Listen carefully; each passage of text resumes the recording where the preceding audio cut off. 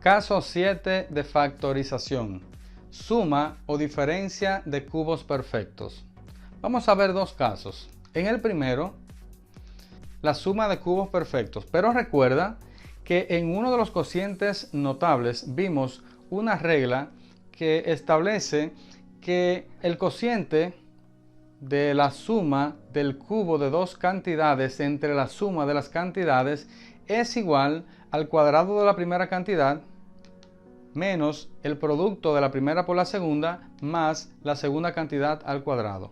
Pues aquí podemos aplicar una propiedad que establece que esta cantidad que está en el divisor podría pasar multiplicando, como se ve a continuación. Así que tendremos una regla que establece que la suma de dos cubos perfectos se descompone en dos factores.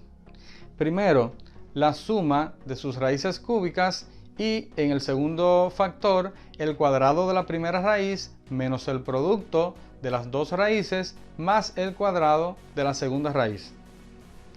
Por otro lado, veamos la diferencia de cubos perfectos.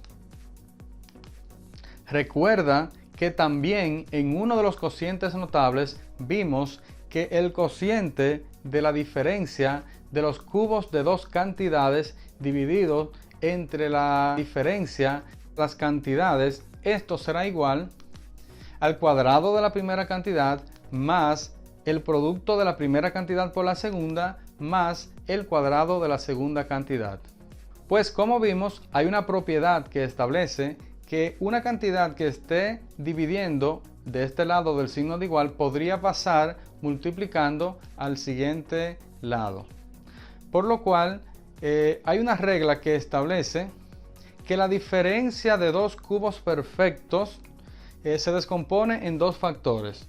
Un primer factor que es la diferencia de sus raíces cúbicas y el otro factor que es el cuadrado de la primera raíz más el producto de las dos raíces más el cuadrado de la segunda raíz. Veamos algunos ejemplos. Si tenemos la suma de dos cubos perfectos, como vemos a continuación, lo primero que debemos establecer es que estos dos términos sean cubos perfectos, es decir, que a ambos términos se le pueda extraer la raíz cúbica. De manera que la raíz cúbica de x al cubo sería x y la raíz cúbica de 1 sería 1. Una vez que tenemos las dos raíces y aplicando la regla anterior, tendremos dos factores.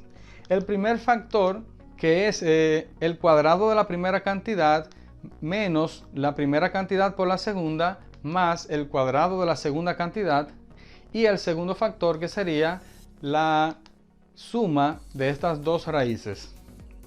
Así que finalmente tendremos que x al cuadrado es x2 y menos x por 1 sería menos x y 1 al cuadrado sería igual a 1 y el siguiente factor pasaría igual. Y este es el resultado. Veamos un segundo ejemplo.